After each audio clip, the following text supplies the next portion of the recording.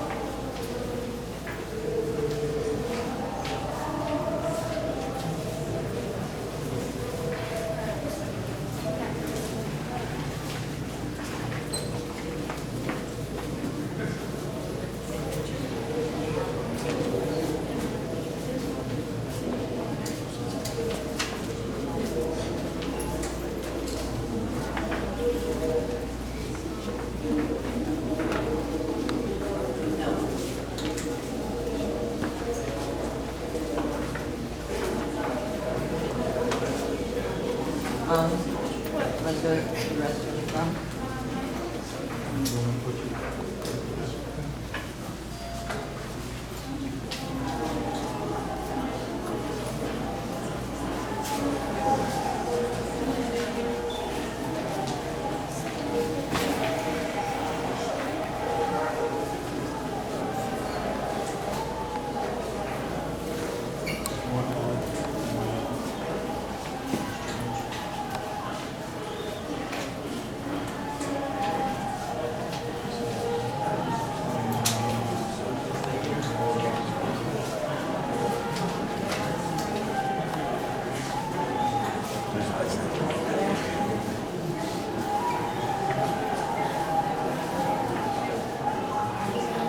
My husband was the president of the Amsterdam Jewish Club.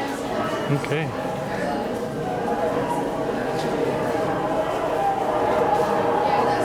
always thought you read this one this far.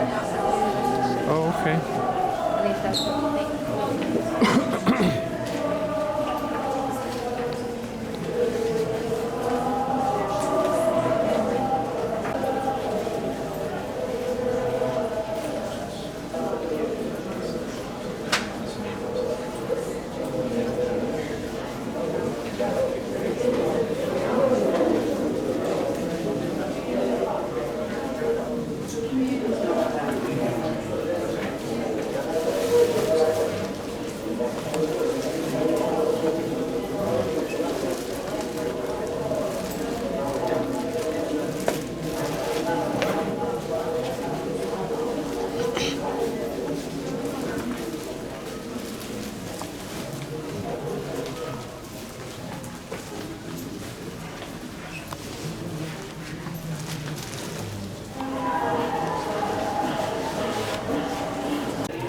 Adolf Hitler, Führer of the Third Reich, was dictator of Germany.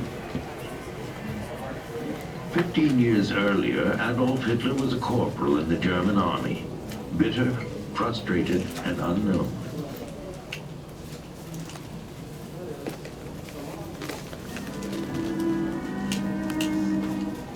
November 1918. World War I was over. The Imperial German army, once the most powerful in Europe, had been defeated. To many Germans, defeat meant humiliation, chaos, and confusion. For the war's end did not bring peace. It brought civil war. Though a democratic republic had been declared, left-wing revolutionaries attempted to seize power in several cities from Munich to Berlin. Militant right-wing units known as the Freikorps volunteered to battle with the leftists.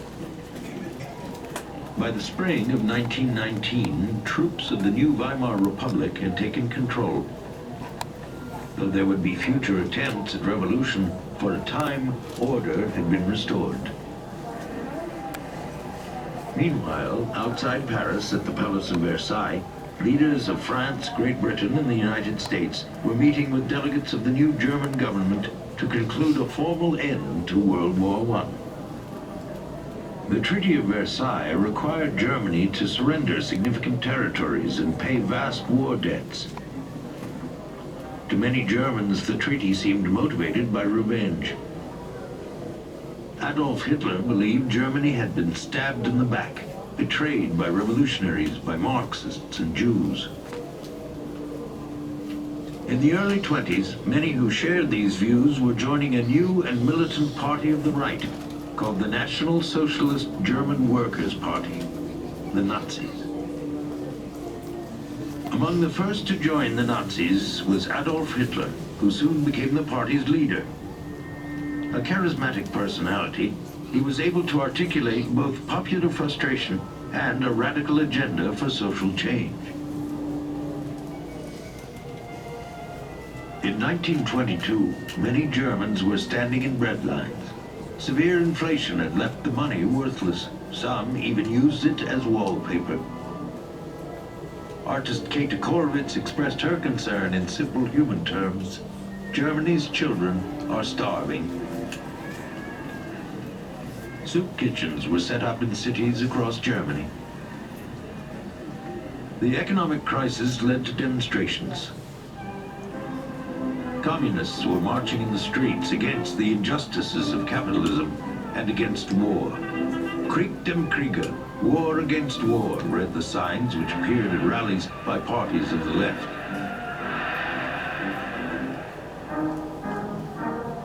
Death to Marxism, read the signs in Nazi demonstrations. They played on fears of future revolution. By 1923, the Nazi Party had more than 50,000 members. Emboldened by their growing strength, Hitler and his stormtroops launched a coup in Munich, hoping to start a revolution to overthrow the democratic Weimar government. The coup failed, but in the trial which followed, Hitler's outspoken defense enlarged his audience and made him a national figure. Though convicted of treason, he was given only a 5-year sentence. While in prison, Hitler wrote a book which would make him famous.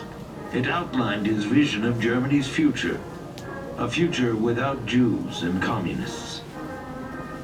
Soon after his release, the book was published. It was called Mein Kampf, My Struggle. To the average German in 1925, Adolf Hitler's message had little appeal. Economic conditions had improved, and though Nazi stormtroops could be seen on the streets, especially during election campaigns, few Germans paid much attention to Hitler and his angry rantings.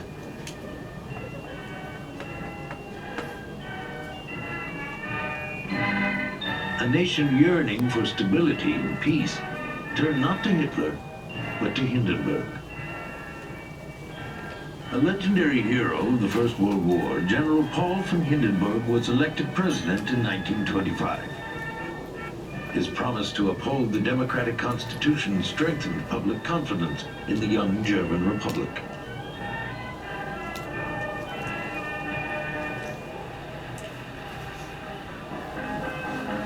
By the mid-20s, the future looked more promising. People could relax, as they did in Berlin's Kroll Gardens. Berlin was among the most cosmopolitan of cities. During the Weimar years, its writers, artists, and intellectuals created a culture of unparalleled vitality. The Nazis saw it as degenerate.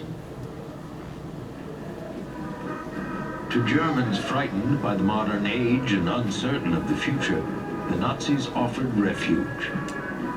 Many were attracted by the party's emphasis on nationalism and strong authority. More than 15,000 marched through Nuremberg on Party Day in 1927. The Nazis borrowed the strong right-arm salute from Mussolini and the Italian fascists. It quickly became their own. The Nazis were well organized. District leaders were essential to the party's growth. So too was propaganda. The Völkische Beobachter was the Nazi party newspaper. After Hitler's abortive coup, the paper and the party were banned. By 1927, both were again legalized. To those who joined the stormtroops, the party provided an identity and an outlet for frustration. Brown shirts and swastikas were slowly spreading across Germany. The power of the growing Nazi party, however, would be determined by the votes of ordinary people. And it was to them that the Nazi message was principally addressed. In 1929, many Germans were again standing in bread lines and looking for work. The stock market collapse led to a worldwide economic depression. Once again, unemployment, hunger, and despair were fuel to the parties of both left and right. The parties of the left were weakened by division. German communists competed with socialists for the votes of the German working class. But their real enemies were the capitalists, the middle-class politicians, and the Nazis. The Social Democrats were the largest party in Germany. Despite their strength, they were incapable of sustained leadership. Their failure to unite the parties of the left was a weakness the Nazis would exploit. In the elections of the early 30s, the socialists condemned the Nazis as fascists. Vote no, campaigned the socialists. For many Germans confused by the conflicts of an unsettled era, Nazi propaganda had great appeal. The message was simple and direct. The causes of Germany's problems were the communists, the Jews, and the hated Versailles Treaty. However ominous the message, it was delivered with a certainty that seemed to offer hope. Without effective coalitions between political parties, elected leaders could not govern. Election campaigns were frequent and violent. Gangs of Nazi thugs clashed with communists in the days before the Reichstag election of 1932. 99 people were killed in the streets. The government seemed incapable of action. The German people desire nothing more than to live in peace in order to turn... The German chancellor was a wealthy conservative, Franz von Papen. Like his predecessors, von Papen was an ineffective leader. The country was adrift. Without political consensus, the Reichstag had almost ceased to function by 1932. The government was now ruled not by laws, but by emergency decrees issued by the aging President Hindenburg. In the spring of 1932, Hitler announced that he would run for president against Hindenburg. Hitler campaigned extensively, repeating the Nazi message, "Germany, awake! Hitler is your last hope." But neither Hitler nor Hindenburg won a clear majority. A runoff election was announced. The Nazis called the second campaign Hitler over Germany. With only a week to campaign, the Nazis chartered a plane from Lufthansa to carry Hitler from one election rally to the next. President Hindenburg made one radio address. Hitler spoke to rallies in 21 cities. The aerial campaign created a sensation. To audiences hungering for leadership, Hitler's promises of bread and work and a Germany restored to greatness were persuasive. 14 Jahre lang haben diese Parteien die deutsche Freiheit vergewaltigt, den deutschen Menschen geknebelt und geschlagen. 2 oder 3 Monate vergangen sind, wird euer Terror beseitigt sein. Verwahren wir das Land.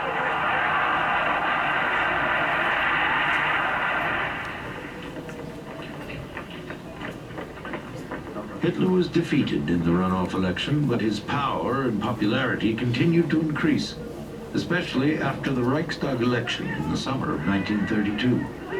Again, no party won an absolute majority, but the Nazis now held more than a third of the seats. For the first time, the Nazi delegates outnumbered those of any other party, left or right. The Nazi victories in the Reichstag elections made it even more difficult for Chancellor von Papen to govern. Hindenburg disliked Hitler, but within months the aging president was persuaded that political stability required naming the Nazi leader Chancellor. His advisors assured him that Hitler could be controlled. At the end of January 1933, President Hindenburg appointed Adolf Hitler, the former army corporal, Chancellor of Germany. The news of Hitler's appointment led to celebrations in cities across Germany. In Berlin, Nazi stormtroops held a torchlight parade through the streets. Hitler watched in triumph from the windows of the Chancellor.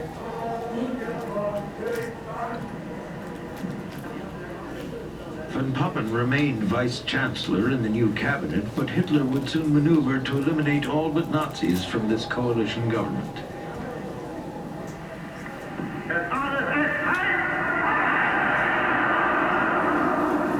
Those who argued that Hitler would become more moderate once in power were wrong. Deutschland ist nun erwacht. Die Macht haben wir nun in Deutschland gewonnen. Nun gilt es, das deutsche Volk zu gewinnen. Germany has awakened, Hitler proclaimed. We have won power. Now we must win the people. Within weeks, all opposition parties were banned, their leaders imprisoned. And Hitler launched a brutal campaign of terror to consolidate his power.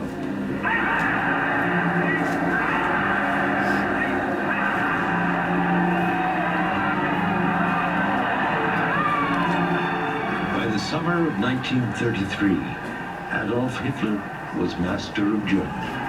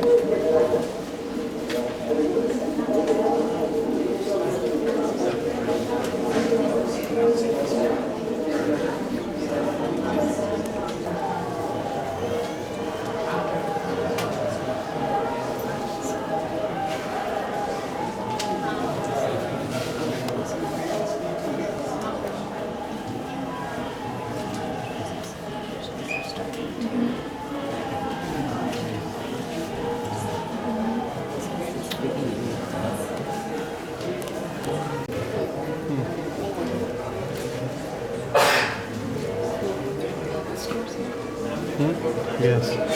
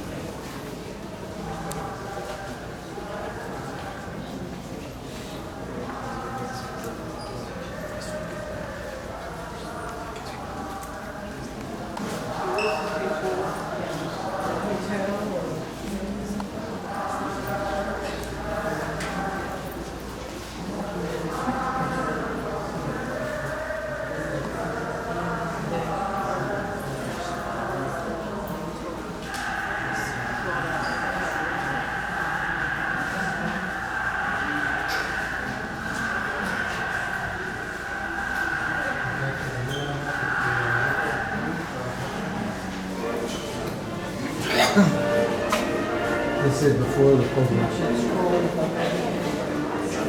What's that? No.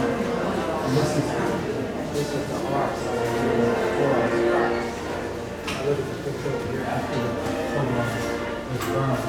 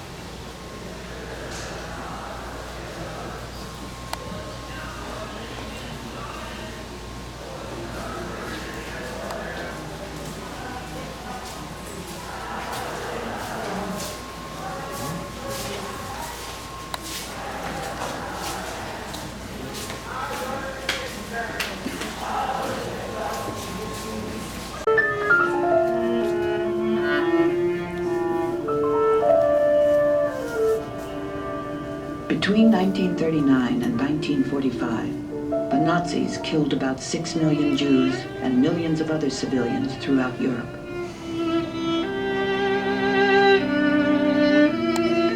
These are some who were slaughtered in the Holocaust. A generation lost forever.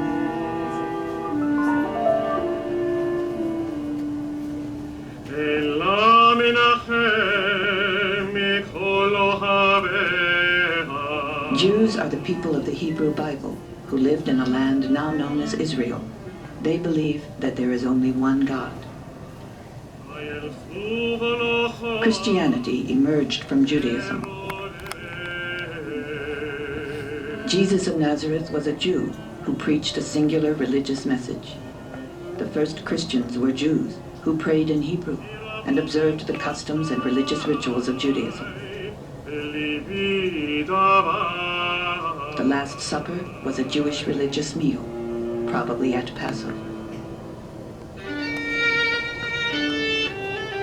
Jesus was put to death at the hands of Roman authorities under Pontius Pilate in Judea, but the gospel accounts were interpreted as blaming all Jews for the crucifixion. To his followers, Jesus was the Christ, the Messiah. His death, sacrificial atonement. Most Jews believed the Messiah had not yet come. Redemption was not at hand. Soon after the crucifixion, Roman armies destroyed the temple in Jerusalem. Jews were exiled and scattered to live as a dispersed minority. By the 5th century, Christianity had become the dominant religion in the Roman Empire. The early Christian church portrayed Jews as unwilling to accept the word of God. Illuminations showed Satan binding the eyes of the Jews. Some church leaders intensified the charge, condemning Jews as agents of the devil and murderers of God.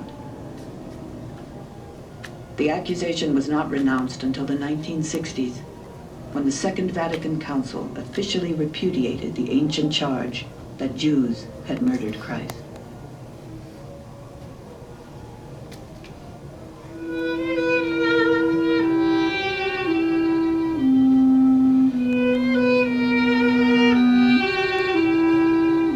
For centuries, state and church laws restricted Jews, preventing them from owning land and holding public office. Guilds excluded Jews from most occupations, forcing them into pursuits like moneylending, trade, commerce.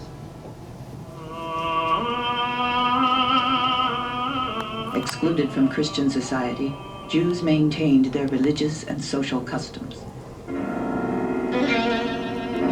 In 1095, Pope Urban II called for the liberation of Jerusalem. Christian crusaders set off to free the Holy Land from the Muslims. On the way, they slaughtered thousands of Jews.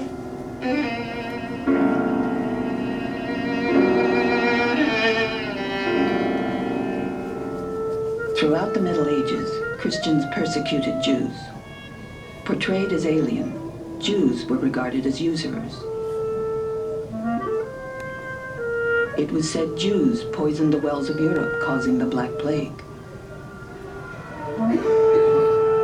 Illustrations depicted Jews as the devil, with horns and cloven feet, and showed them using the blood of Christian children in ritual sacrifices. These lies came to be taken as truth. But where they were needed, Jews were tolerated. When they were allowed to participate in the larger society, Jews thrived. In many places, secular and religious states forced Jews into segregated districts later called ghettos. England, France, Spain, Portugal, and many German states expelled masses of Jews, most of whom migrated eastward, taking with them their religious convictions and traditions. In 1517, Martin Luther attacked the Pope and corruption within his own Roman Catholic Church, beginning the Protestant Reformation. The young Luther hoped that tolerance would persuade Jews to convert. But when Jews adhered to their own religious beliefs and refused to join his new Reformed Church, Luther's disappointment turned to hatred. What then shall we Christians do with this rejected and condemned people, the Jews? Their synagogues should be set on fire, and what does not burn must be covered over with earth, so that no man will ever see stone or cinder of them again. Their houses also should be razed and destroyed. All their prayer books should be taken from them.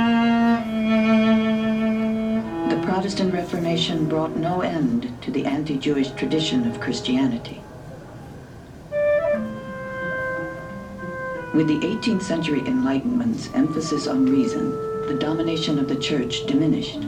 Some Enlightenment thinkers called for full rights for Jews, but only on the condition that they discard their religious customs. Others blamed Judaism as the source of irrational religious faith.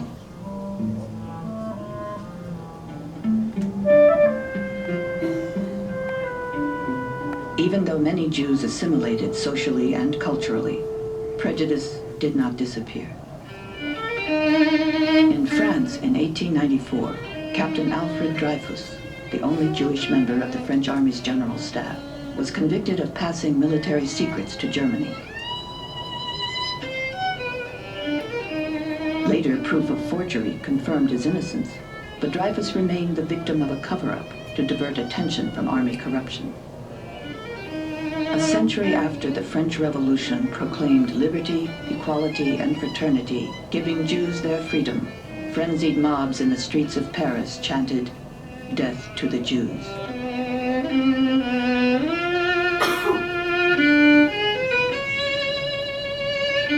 Religious discrimination had gradually changed into a thriving secular, political, and social anti-Semitism. Nevertheless, freed from some restrictions, many Jews entered the Christian world and became prominent citizens. Then, around 1900, a new lie was promoted, that Jews conspired to dominate the world using their money and intelligence to manipulate trusting Christians. Russian secret police forged a document to support the story of a takeover plot supposedly authored by a conference of Jewish leaders. A proven forgery, the Protocols of the Elders of Zion, was nevertheless translated into every major language and distributed worldwide.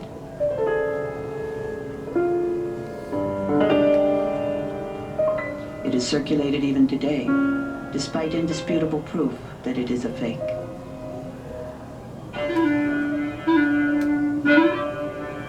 To divert popular discontent at appalling living conditions and autocratic control, Russian authorities encouraged anti-Semitic violence. Jews were blamed for the assassination of Tsar Alexander II in 1881. Pogroms, murderous rampages against Jews, erupted in Russia many times during the next 3 decades.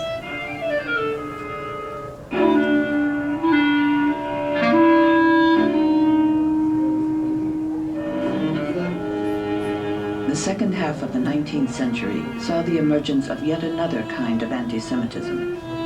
At its core was the theory that Jews were not merely a religious group, but a separate race, Semites, set apart because of genetically inherited characteristics. Anti-Semites believed racial characteristics could not be overcome by assimilation or even conversion. Jews were said to be dangerous and threatening because of their, quote, Jewish blood. Anti-Semitic racism united pseudo-scientific theories with centuries-old anti-Jewish stereotypes. These ideas gained wide acceptance.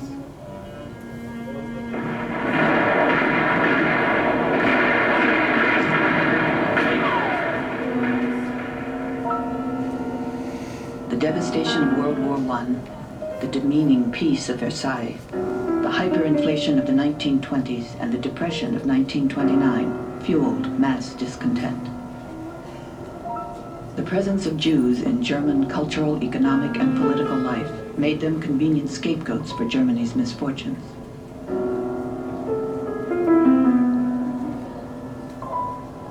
Enter Adolf Hitler.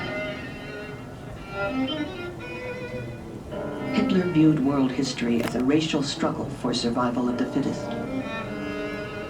He saw Jews as the source of all evil: disease, social injustice, cultural decline, capitalism, and all forms of Marxism, especially communism. Anti-Semitism would become the predominant ideology of the Third Reich. Einen Kampfziel erhoben, endlich diese Erscheinung aus dem deutschen Leben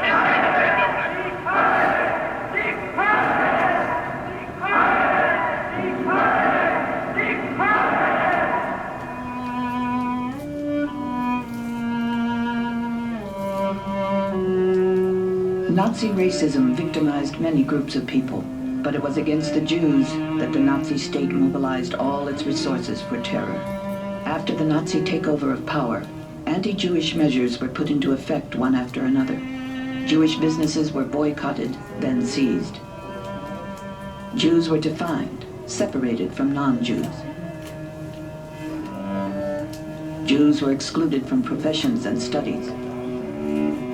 Jewish children were barred from schools. Jews were subjected to public humiliation. The changes, whether gradual or sudden, were incomprehensible. Few could imagine what would happen, even Jews.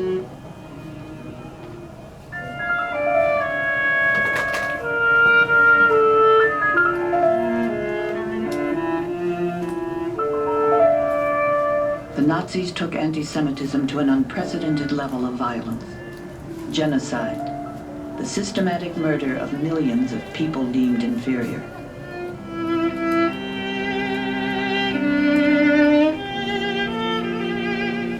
Six million Jews. These are some of them.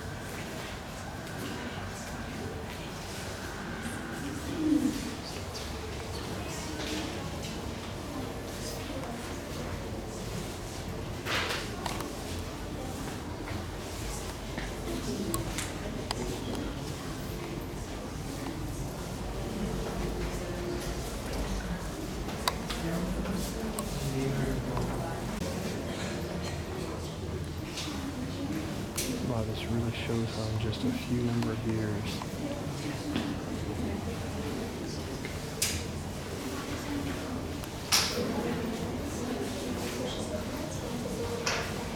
Did Dora pass you guys?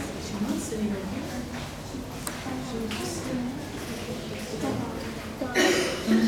Only took a little bit of this hotel. Actually, I'll be back and I can't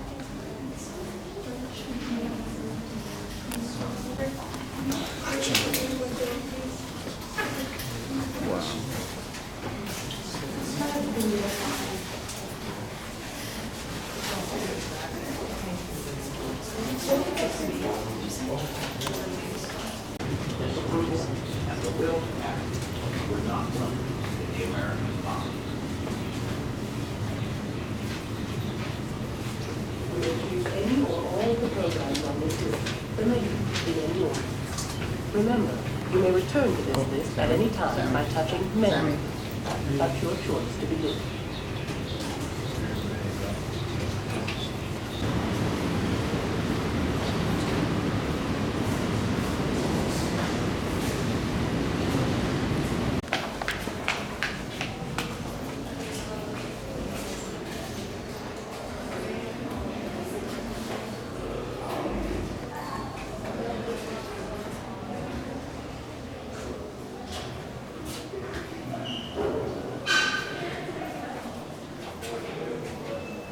And Frank saying.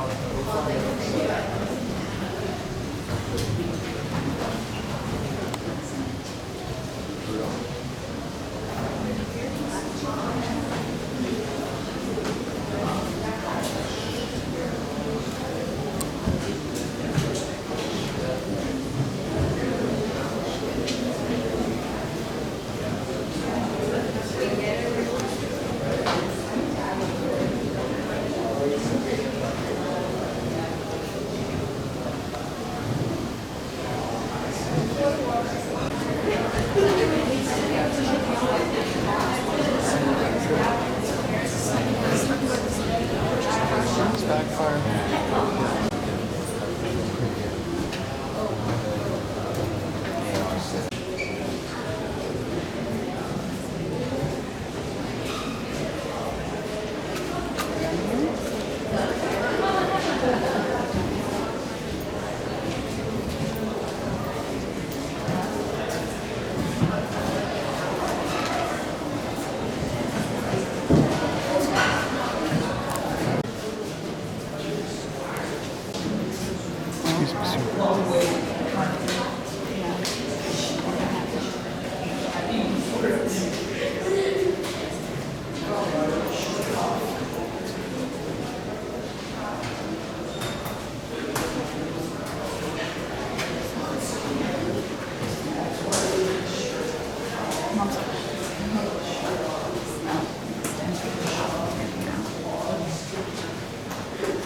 I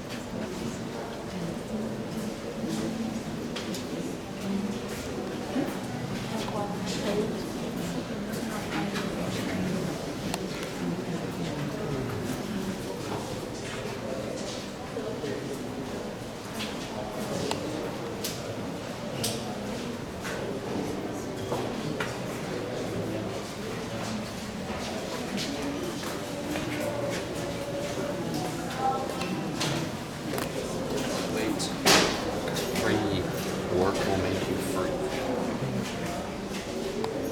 I don't know. I'm so much.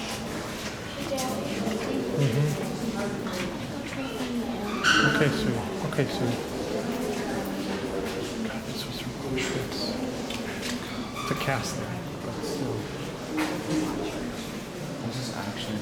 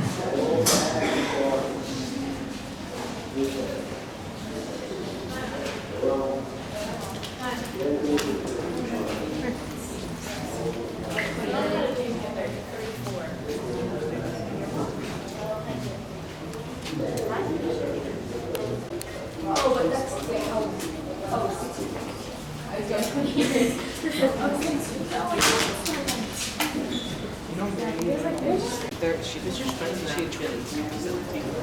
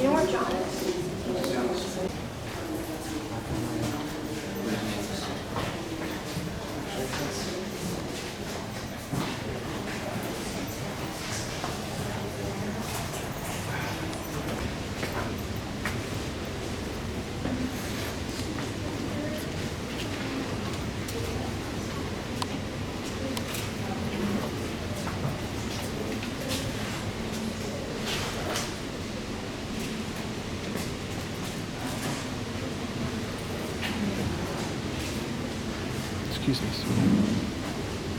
Just turn back. Thank you.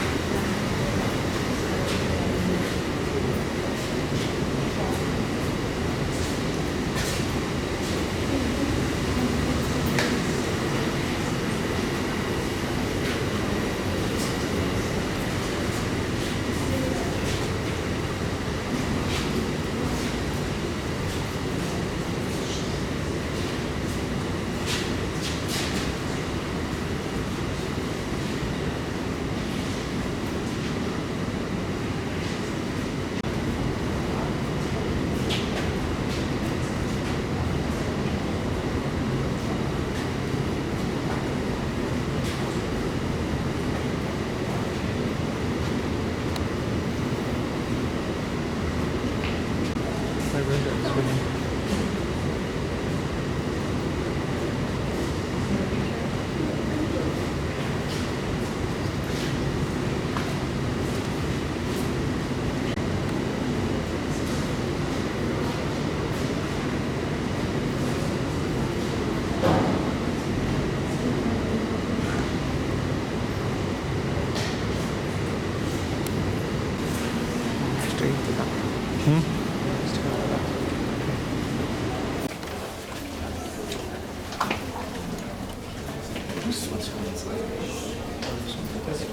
There's about Germany. So we're going to start at the end.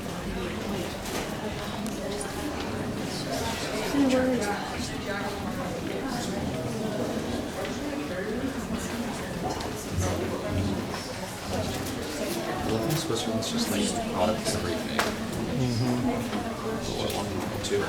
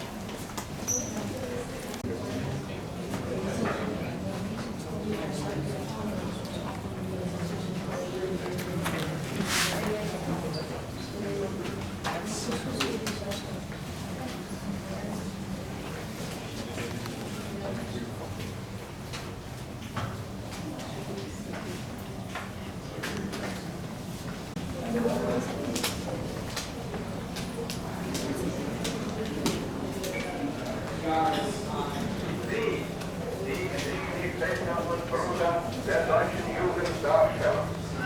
Sehr probieren Augen, einige der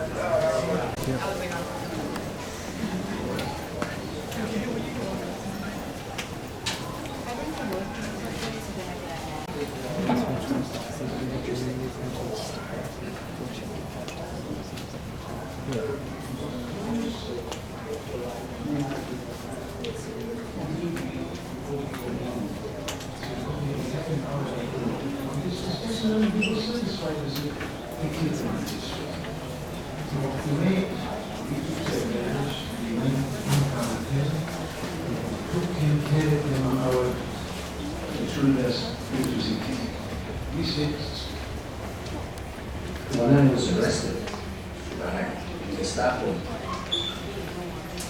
and I was in this camp, my mother, who was in Budapest at the time,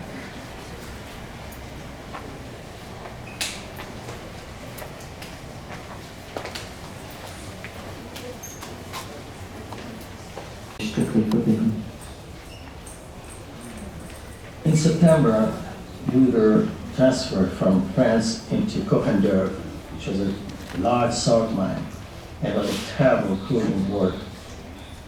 And day of Yom Kippur,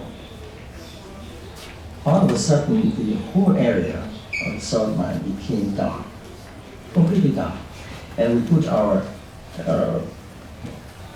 hammers down and sat down immediately.